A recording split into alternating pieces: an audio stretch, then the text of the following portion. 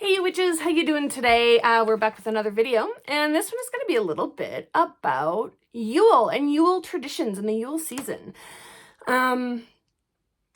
Yule typically is seen as like winter solstice, right? December 21st is like the date of Yule.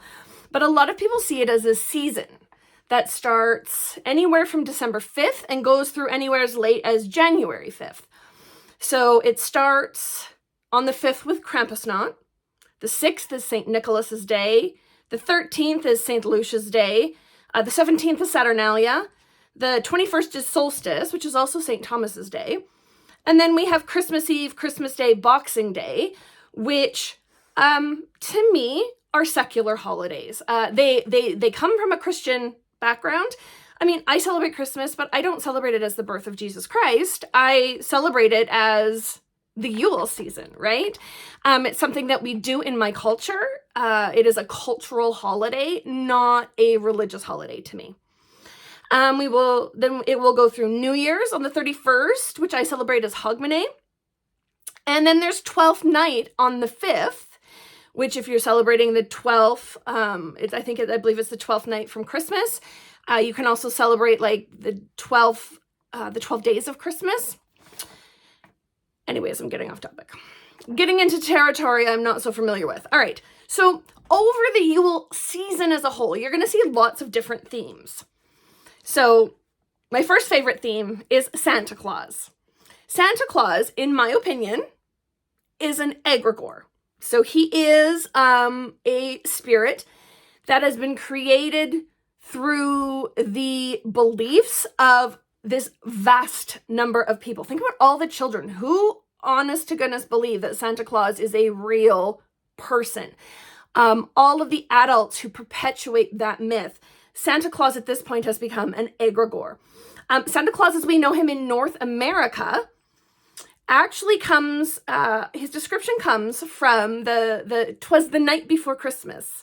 That was published in 1823, and that was the first representation of jolly old Saint Nick, as we know him today with the red velvet and the fur and the whole to-do.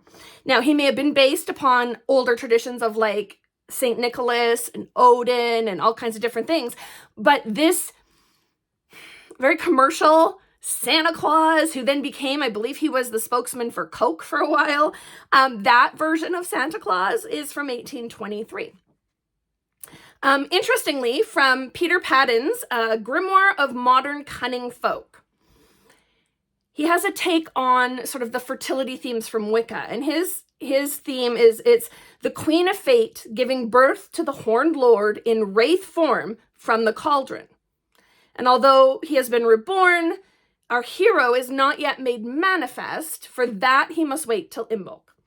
So that comes from Peter Paddon, which is kind of a take on the Wiccan fertility cycle of the goddess birthing the god at Yule. We, of course, see themes of the Wild Hunt, which proceeds over the 12 days of Yule. We see themes of keeping a fire lit, activities like that to ensure the return of the sun. We see decorating with evergreens is a common theme, right? Showing that life is eternal, right? Evergreens show us life is eternal. Even in this darkest, most deathly part of the year, evergreens are still alive. It's also said that decorating with evergreens provides a safe haven for nature spirits who are seeking shelter. And of course, the main theme is this is the darkest point of the year.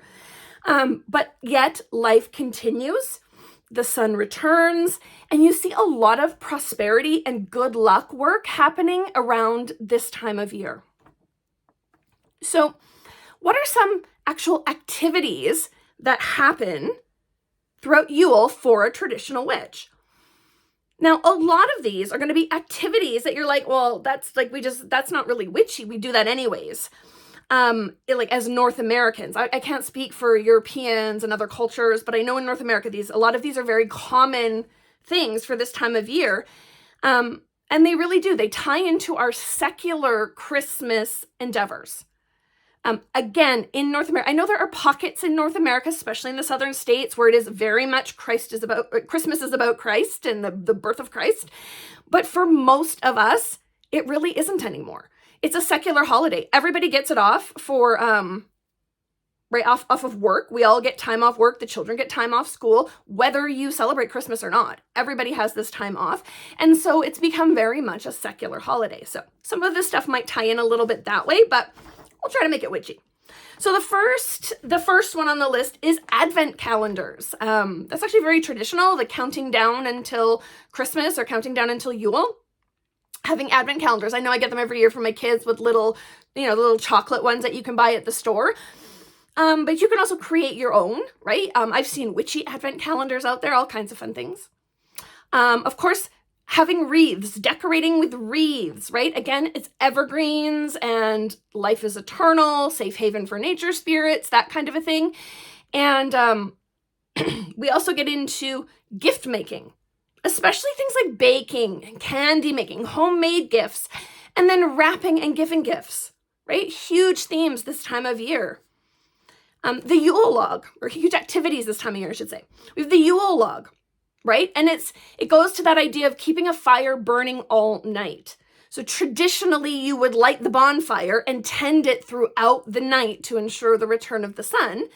A Yule log serves much the same purpose because a lot of us don't really have access to a bonfire anymore, so you can light a Yule log in your home. Creating prosperity pomanders.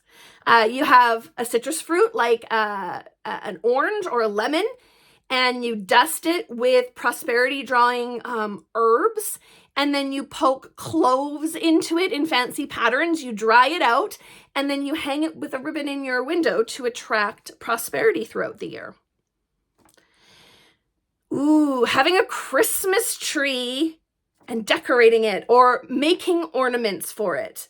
And again, you can make that witchy if you want.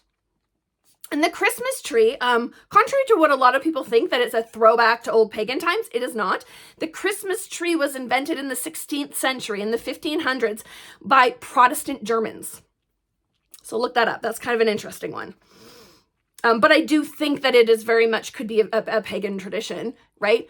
Decorating with evergreens, right? And those ornaments that you're going to place on the tree all have special meanings, right?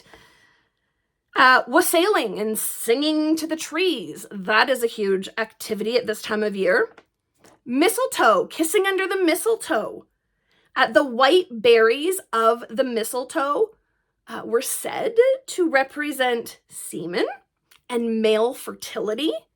There are also links to mistletoe and otherworldly travel or going to the underworld and death.